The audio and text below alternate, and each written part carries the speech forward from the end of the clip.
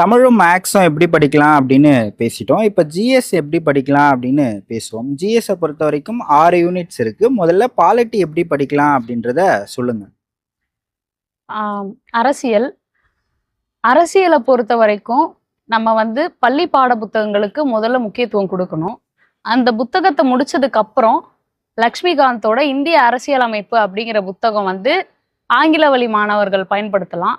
Pragadeesh publications வந்து தமிழ் வழி மாணவர்கள் பயன்படுத்தலாம். இந்த புத்தகங்களை படிக்கிறது மூலமா நமக்கு அரசியலை பத்தின ஒரு ஆழமான அறிவு வரும். அரசியலமைப்பு பொறுத்த வரைக்கும் என்ன ஒரு நல்ல விஷயம் அப்படின்னா, அது வந்து ஒரு நல்ல மதிப்பெண் எடுக்கக்கூடிய ஒரு பாடம். அதை கரெக்டா அளவா புரிஞ்சு படிச்சோம் அப்படின்னா அது மாதிரி மதிப்பெண் எடுக்கக்கூடிய ஒரு இடமே கிடையாது எதுவுமே. இப்போ உதாரணத்துக்கு அரசியலமைப்பை படிக்கக்கூடிய விதம் பார்த்தீங்கன்னா, அதோட விதிகள் விதிகள் ரொம்ப முக்கியம். விதிகள், அதோட கருத்துக்கள், அந்த சாராம்சம், அது எங்கிருந்து எடுத்திருக்காங்க, இது மாதிரி அதோட வரலாற்று பின்னணி, இதை படிக்கிறது மூலமா நம்ம வந்து இன்னும் நுட்பமா அதோட கேள்விகளுக்கு நம்ம பதிலளிக்க முடியும். ஓகே. பாலிட்டியினுடைய பிஒய்க்யூ எப்படி பார்க்கறது அப்படின்றத சொல்லுங்க. பாலிட்டி என்ற அரசியலமைப்பு அதோட முந்தைய வினாக்கள் வந்துட்டு முதல்ல வந்து நாம வந்து தொகுப்பை பார்க்கணும். இப்ப அது ஏதோ ஒரு அகாடமி உங்களுக்கு வந்து எது வந்து தேர்ந்தெடுக்கிற வகையில இருக்கோ அந்த ஒரு அகாடமியை நாம வந்து பின்பற்றிக்கிட்டு வரலாம். இப்போ உதாரணத்துக்கு வந்து அந்த தொகுப்புல பாத்தீங்கன்னா நம்ம பாடத்திட்டத்துல இருக்கிற தலைப்புகள் வாரியா தான் கொடுத்துருப்பாங்க.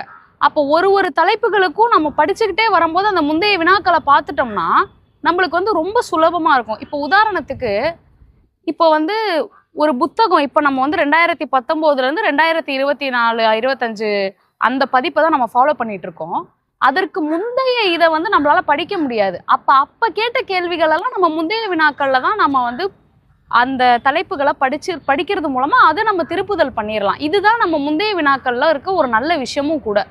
இன்னொன்று வந்து முந்தைய வினாக்களை வந்து நாம கை வச்சு பார்க்காம சொல்லி பார்க்கறது மூலமா ஒரு தன்னம்பிக்கை கிடைக்கும் எப்பயுமே. இப்போ உதாரணத்துக்கு வந்து நம்மளுக்கு வந்து ஒரு எதுக்கு தான் அந்த தேர்வு எழுதுறோம் அப்படின்னு சொல்லிட்டு ரொம்ப வெறுப்பாகவும் சில டைம்ல வந்து ரொம்ப ஒரு வெறுப்பான மனநிலையில் இருக்கும் பொழுது முந்தைய வினாக்கள்ல ஒரு தேர்வு போட்டு பார்த்தா அந்த தன்னம்பிக்கை வரும். இது வந்து இந்த பொது அறிவு பாடங்கள்ல ரொம்ப இன்றியமையாதது. ஓகே. இப்ப பள்ளி பாட புத்தகங்கள்ல பாலிட்டிக்கு முக்கியமா படிக்க வேண்டிய பாடங்கள் அப்படின்னா எந்த ஸ்டாண்டர்டை நீங்க சொல்லுவீங்க? ஆரம்பம் தான் ஆணி வேறுன்னு சொல்லுவாங்க. 6ஆம் வகுப்புலேருந்தே நம்ம தொடர்ச்சியா படிக்கிறது நல்லது.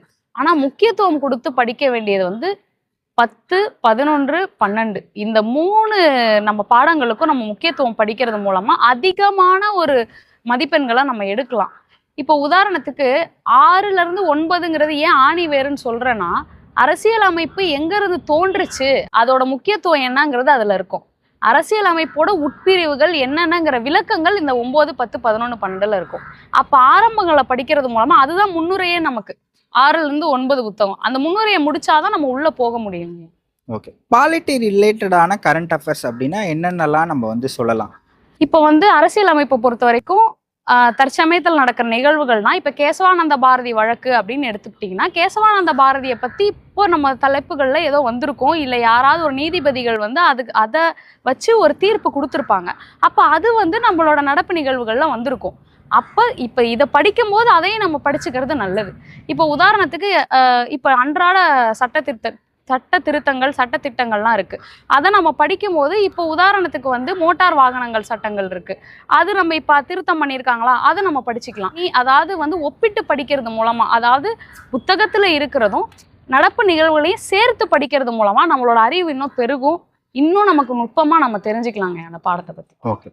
இப்போ பாலிட்டியை பொறுத்த வரைக்கும் நமக்கு 15 கேள்விகள் கேட்க போறாங்க.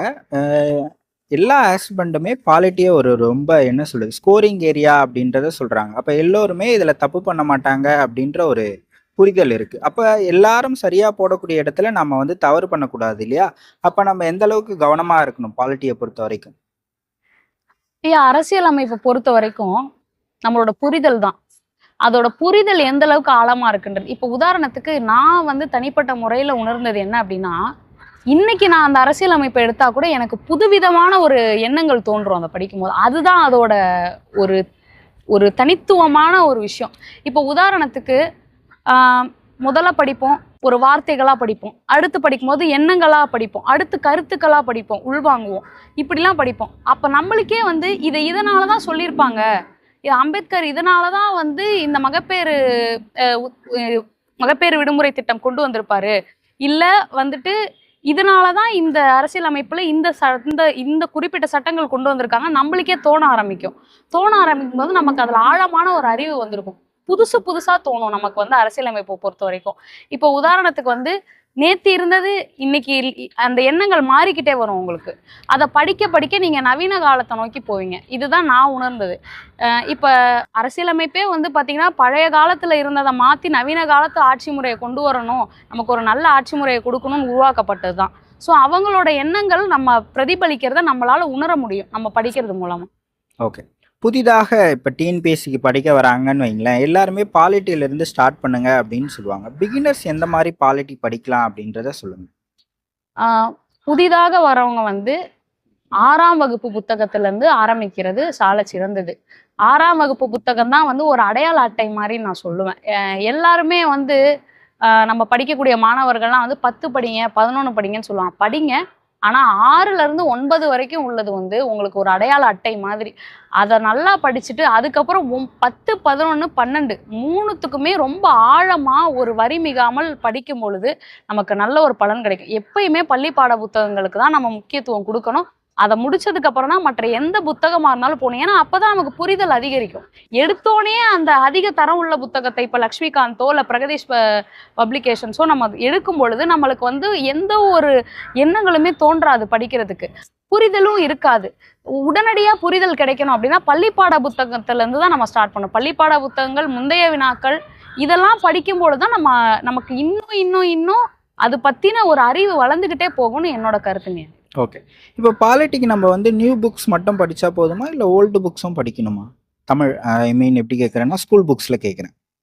ஐயா, என்னுடைய ஒரு கருத்து என்னன்னா, முந்தைய வினாக்கள்லே பழைய பாட புத்தகத்தில் இருக்கிற வரிகளும் பெரும்பாலும் வந்துருது அப்படின்றதான் என்னோட கருத்து. அதனால பொது அறிவு திட்டத்தை பொறுத்தவரை புது புத்தகங்களே போதுமானது அப்படின்னு நான் நினைக்கிறேன். அதுக்கு அடுத்த கட்டம் தான் அதிக தரம் வாய்ந்த புத்தகங்களுக்கு நம்ம போகலாம். ஸ்டாண்டர்ட் புக்ஸ் என்று சொல்லப்படக்கூடிய புத்தகங்கள். ஓகே.